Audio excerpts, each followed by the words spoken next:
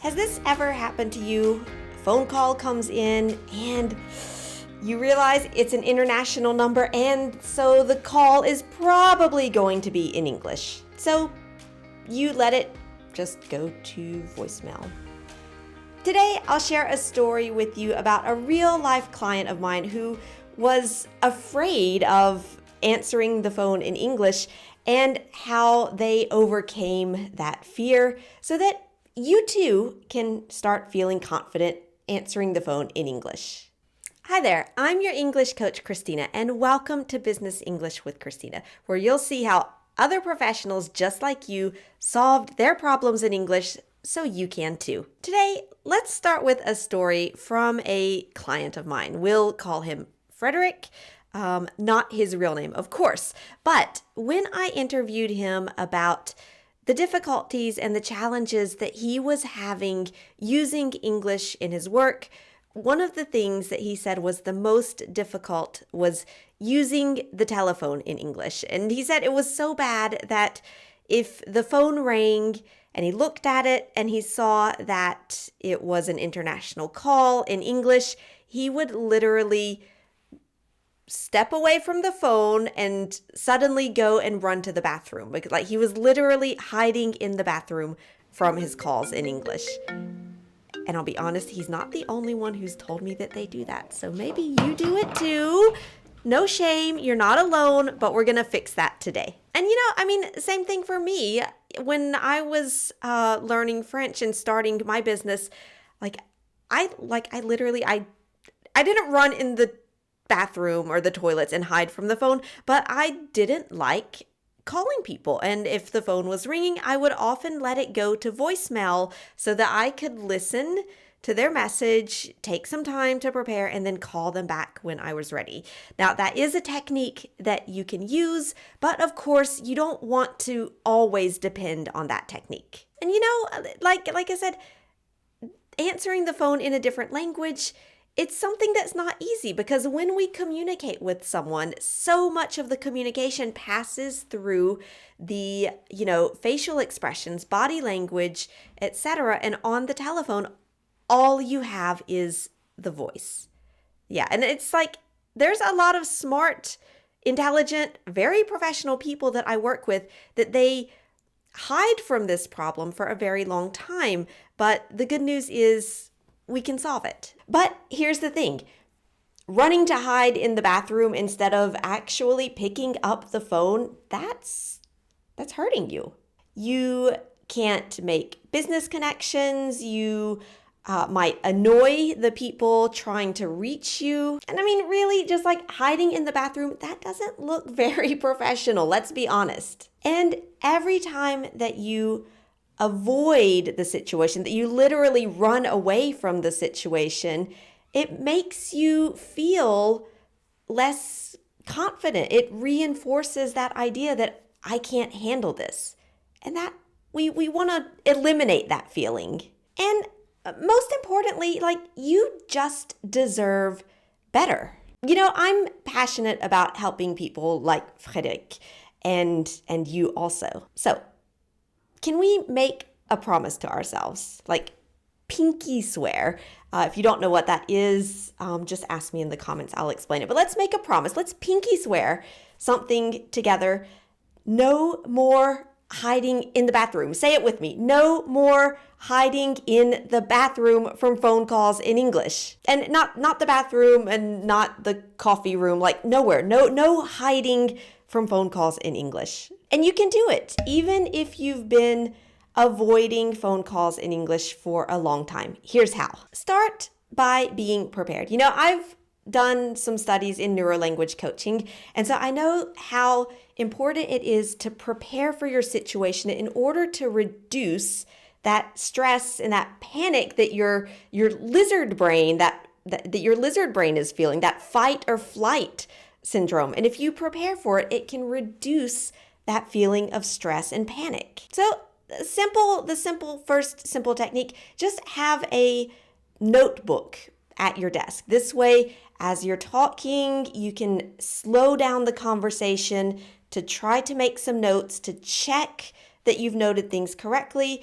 And you can then go back and look at your notes and even call the other person back later if you feel like you're not absolutely sure about what you talked about in that conversation. And then have a plan for when you're going to actually pick up the phone. This is my very high-tech phone here. Start by imagining your success, visualizing your success. I know it sounds a little woo-woo, but honestly, so many studies have shown that visualization actually works. So start by visualizing your success in this phone call. You're at your desk. The phone rings. You see that it's probably going to be in English, and that's okay. You feel ready. You say, I can do this. You take a quick but deep breath. And yes, you do have time to do that while the phone is ringing. Don't panic. And then go ahead and answer it feeling confident that you can handle it. Now, here's a little brain-friendly advice from a neurolanguage coach, which that would be me. Anyway, if you want to start feeling more comfortable and more confident on the phone, the simplest thing that you can do is be prepared with some typical phone expressions that you know that you master, you feel comfortable using, and they'll help you feel better for the rest of your conversation. If you know exactly what to say when you pick up the phone, it starts the conversation off on a confident, positive note.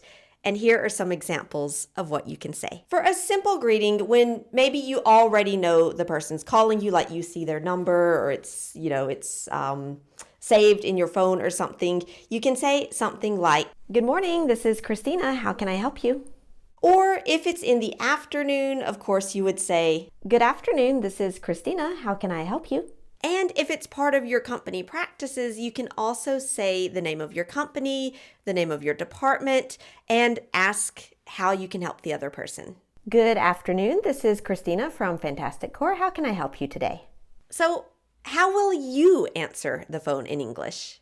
Let me help you feel more comfortable in English so you never have to run and hide in the toilets again, just like I help people like Frederick and other professionals who are hiding in the toilets. Let's all just stop hiding in the toilets. Now, what you can do is go over to my blog, ChristinaRebuffet.com, and check out the blog post that goes with this video lesson, because you can get all of the expressions that you're learning today, write them down in your notebook, and just become more comfortable and confident and prepared to pick up the phone in English.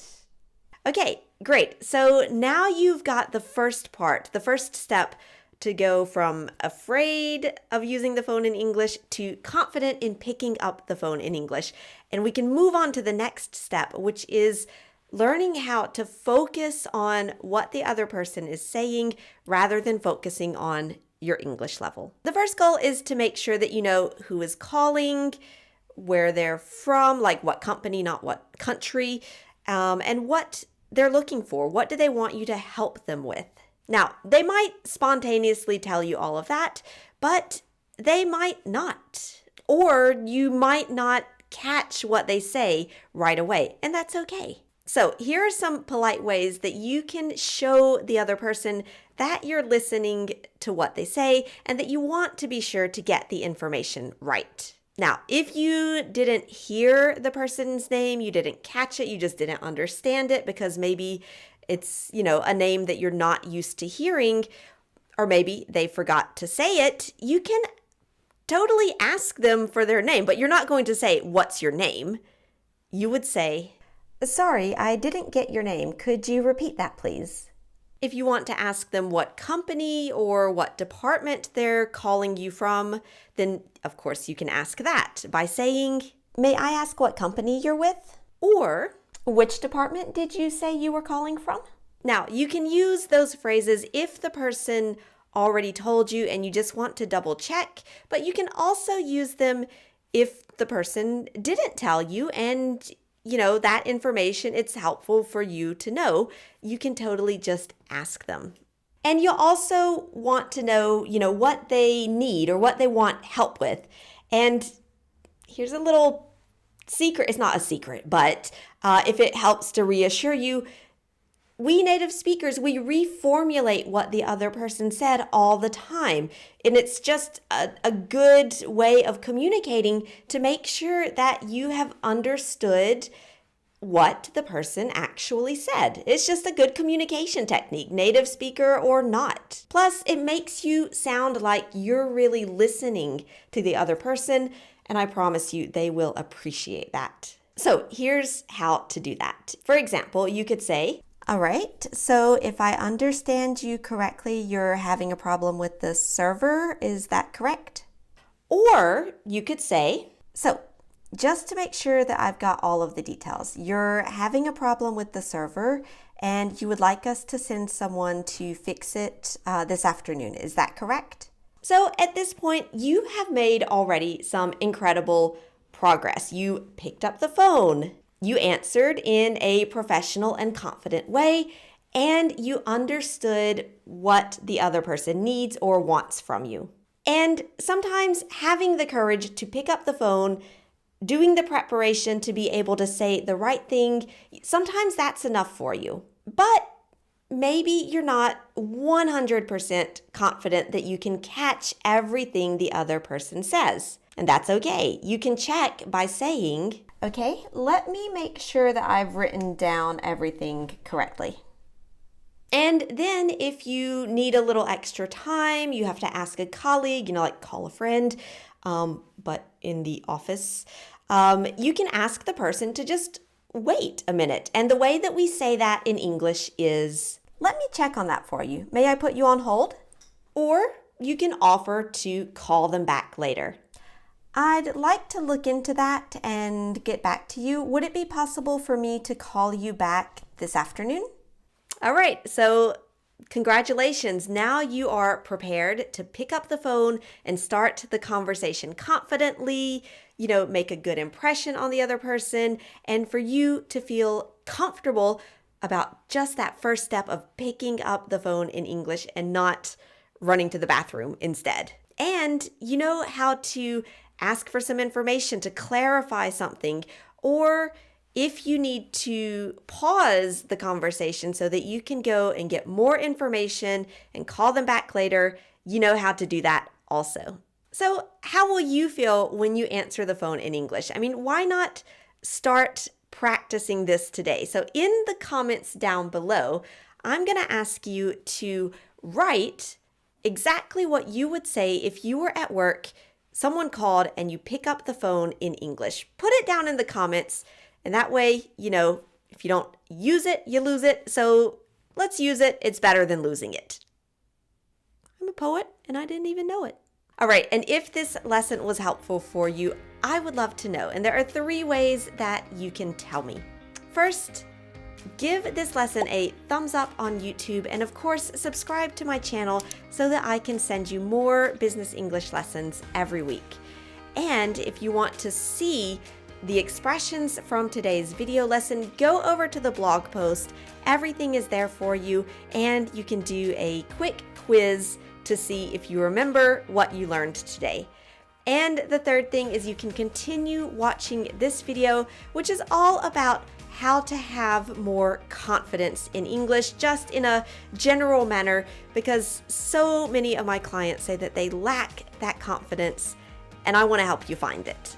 All right, thank you so much for improving your business and improving your English with Business English with Christina, and I'll see you next time.